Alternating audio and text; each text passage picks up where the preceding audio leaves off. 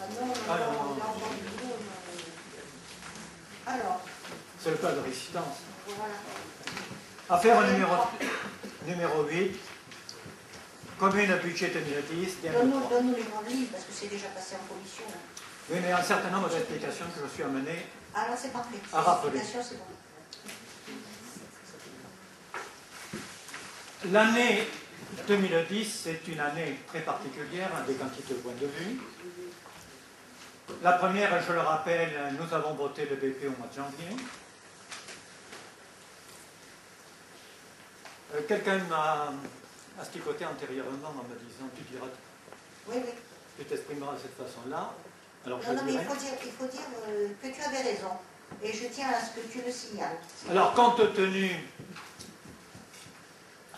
je mettrai entre guillemets CO et ça se termine par IE, d'une opération du Trésor public invraisemblable qui va à l'encontre de tous les textes constitutifs.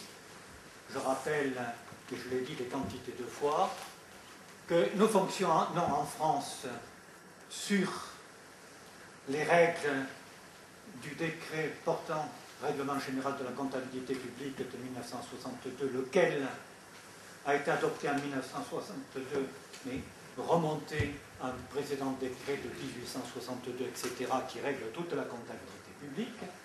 Eh bien, compte tenu d'une bêtise, pour ne pas dire une énorme bourde, eh bien, de la trésorerie de Cournant-Terral, nous avons été amenés à faire une TM1 au mois de mars.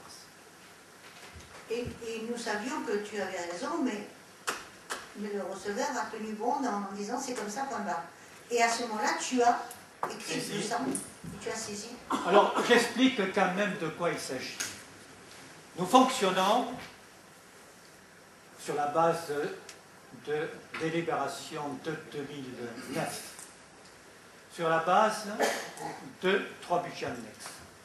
Un budget ville, budget principal, un budget de la Maison de Petit Prince, un budget de la médiathèque, un budget de la Caisse des écoles, s'ajoutera pour 2011 le budget annexe O.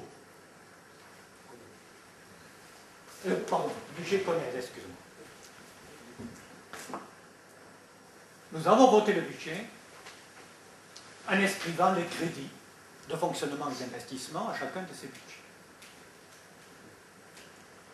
Dans le courant du mois de février, début de février, pour régler notamment bien, tout le solde des opérations de la Maison du Petit Prince, nous avons signé un certain nombre de mandats et nous avons établi un certain nombre de bordereaux de mandats.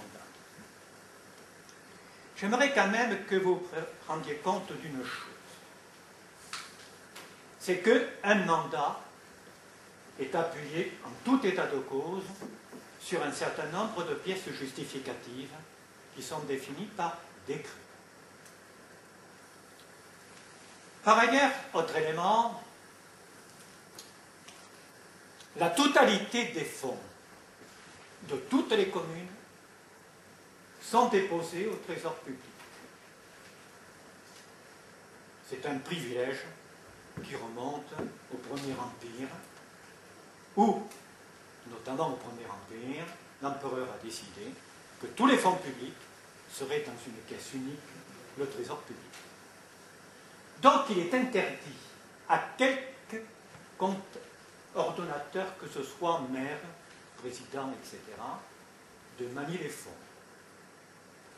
Donc, lorsqu'on émet un mandat, c'est bien simple, il est transmis au service du Trésor, qui à ce moment-là procède à des quantités d'opérations, notamment vérification de l'existence des fonds, vérification de la bonne imputation, etc., etc. Et après, le comptable vise le mandat, c'est le visa, et ensuite le met au paiement. J'ai bien dit, il est interdit à quelque ordonnateur que ce soit de détenir des fonds. Je fais une passe sur la comptabilité de fait. Donc à ce moment-là, il incombe au comptable eh bien, de vérifier l'opération, l'existence de crédit, etc. Et il le fait sous sa responsabilité personnelle et pécuniaire, et ensuite il le met en paiement. La blague qui nous est arrivée, elle me reste en travers du gosier, je préfère vous dire que vous l'entendrez jusqu'au mois de décembre. Bien, la blague qui nous est arrivée, c'est que le trésorier nous a renvoyé non seulement un mandat, nous ne sommes même pas examinés, la totalité des mandats et des bordereaux. Les règles de la comptabilité publique précisent bien ceci. C'est que le comptable est tenu de vérifier sous sa responsabilité personnelle et pécuniaire, et s'il refuse, et c'est un contrôle de légalité, ou c'est un contrôle d'existence des fonds, mais ça ne peut en aucune façon être un contrôle de l'opportunité, il doit, pour chaque mandat, faire une lettre, et il saisit immédiatement l'ordonnateur en lui expliquant pourquoi il refuse. Là, nous avons reçu un paquet de bordereaux et de mandats, sans explication. La seule mention qu'il y a eu portée sur un titre de bordereau, c'est refusé. Les conséquences, je dis bien c'est une bourde, mais elle est catastrophique. Les conséquences vont se trouver devant l'argent, mais l'argent était notamment dans un budget annexe. Et les mandats qui étaient faits étaient refusés. Donc, cela veut dire simplement ceci, c'est que les entreprises ne pouvaient pas être payées, compte tenu de ça. On a saisi, les services administratifs ont saisi tous les services, trésorerie générale, préfecture et autres. Personne n'a bougé. Ce qui explique qu'au mois de mars, on ait fait un budget annexe, on ait fait une délibération budgétaire modificative pour virer, remonter tous les crédits d'investissement qui étaient inscrits dans les budgets annexes dans le budget général pour pouvoir payer. Autrement dit, les délais qu'ont connus les entreprises ne sont pas notre fait. Ils sont dus à cette connerie qui arrive quand même de la trésorerie qui, refusant les bordereaux de mandat, eh bien c'est bien simple, nous obligeait, nous, services exécutifs, mais conseil municipal, à délibérer de nouveau, et ce n'est qu'après qu'on pouvait payer.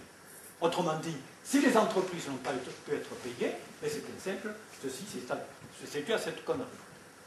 Et par ailleurs, pourquoi avions-nous créé des budgets annexes? Alors ici, c'est très simple.